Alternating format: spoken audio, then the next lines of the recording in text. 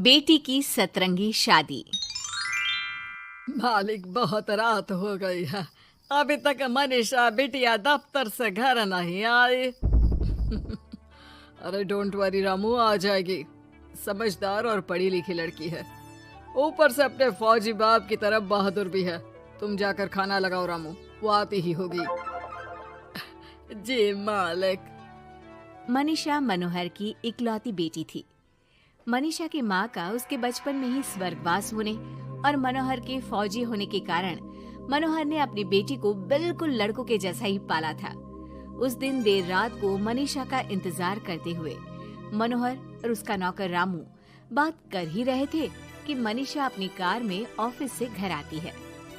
अरे रामू काका, बड़ी भूख लग रही है, जल्दी से खाना लगा दो। और कल मेरे कुछ खास क्लाइंट्स घर पर लंच के लिए भी आ रहे हैं, तो कुछ अच्छा सा बना देना।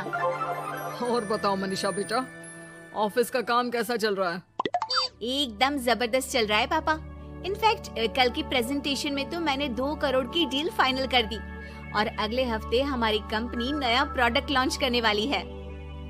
पता है पापा, मुझे इसका हेड बनाया जा रहा है। अरे वो ये हुई ना मेरी शेर बेटे वाली बात। वेरी गुड बेटा। रामू उस घर में पिछले 28 साल से नौकरी कर रहा था, तो वो घर के सदस्य जैसा ही था। रामू मनीषा को चिढ़ाते हुए कहता है, मनीषा बिटिया, आप कल बाजार से थोड़ी सब्जियां लेकर आओगी? कल तो आपके दफ्तर की छुट्टी भी है। काका, मैं आपको अपना मोबाइल दे देती हूँ, आप ऑनलाइन सब्जियां मंगवा लेना, मैं पेमेंट कर दूंगी। वो क्या है कि मुझे घर के कामों से थोड़ी एलर्जी है। ठीक है बिटिया। 2 हफ्ते बाद मनोहर को उसके दोस्त किशन का फोन आता है। अरे मनोहर, हमारी मनीषा बेटी के लिए एक बहुत अच्छा रिश्ता आया है। लड़का इंजीनियर है दुबई में। तू कहे तो बात आगे बढ़ाऊं?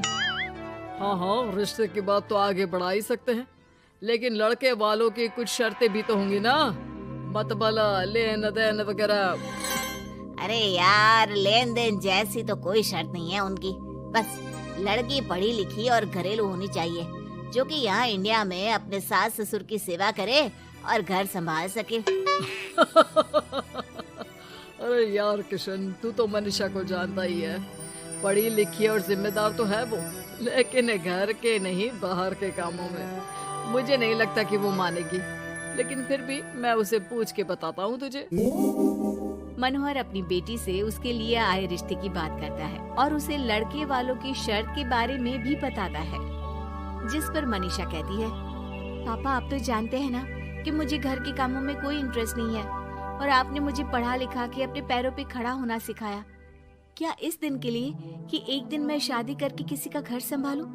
ना, मुझे नहीं करनी शादी वादी, आप मना कर दो उन्हें। इतना कहकर मनीषा घर से बाहर चली जाती है। रास्ते में उसे उसकी फ्रेंड का फोन आता है, जो उसे बाकी फ्रेंड्स के साथ एक रेस्टोरेंट में बुलाती है। मनीषा जाना तो नहीं चाहती थी, लेकिन उस रिश्ते की बात से हुए खराब मूड को बदलने के लिए वो चली जाती है। मनीषा और उसके दोस्त एक टेबल पर बैठे होते हैं कि उसकी नजर उसी रेस्टोरेंट में गिटार बजा रहे एक लड़के पर पड़ती है, जो मनीषा की फेवरेट धुन बजा रहा होता है। मनीषा झट से सारी बातें भूलकर उस गिटार की धुन में खो जाती है। थोड़ी देर बाद सब उस लड़के की परफॉर्मेंस पर तालियां बजाते हैं, तो मनीषा भी स्माइल करके तालियां बजाने लगती है। उसी शाम जब मनीषा घर जा रही होती है, तो उसे वही लड़का दिखता है जो रेस्टोरेंट में गिटार बजा रहा था। वो अपनी गाड़ी रोककर उससे पूछती है कि हाय, तुम वही हो ना जो थोड़ी देर पहले रेस्टोरेंट में गिटार बजा रहे थे? I am so impressed with your talent. Actually वो मेरी फेवरेट धुन थी। जी थैंक यू। ये मेरा शौक भी है और इससे मेरी थोड़ी बहुत गुजारे लायक कमाई भी हो जाती है।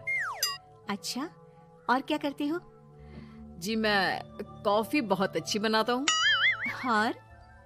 और कॉफी के अलावा भी बहुत कुछ।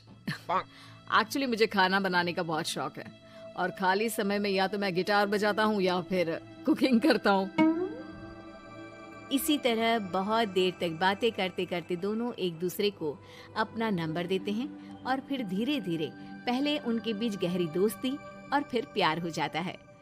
फिर एक समय आता है जब दोनों शादी करने का फैसला करते हैं। मनीषा अपने पापा को गौतम के बारे में सब बताती है।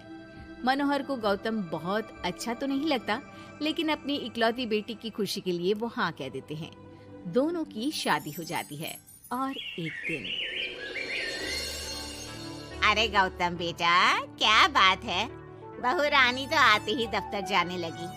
सुबह जाती है, देर रात को आती है, और तू घर पे रहता है, तो घर भी तुझे ही तो संभालना पड़ता होगा ना अभी।